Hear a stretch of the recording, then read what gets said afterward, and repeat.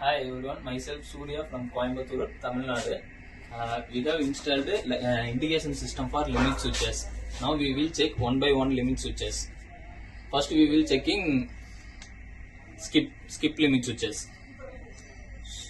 Now we activated skip right side limit switches. Now deactivated. So next one. Now we activated left side limit switch. Next deactivated. So next one. Next is skip back side limit switch activated.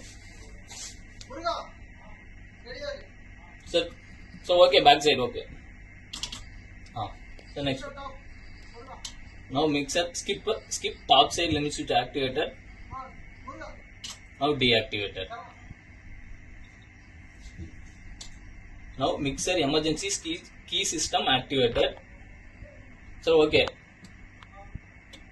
Deactivated. Now conveyor emergency system activated.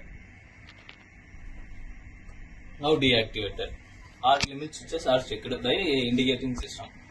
Okay, thank you.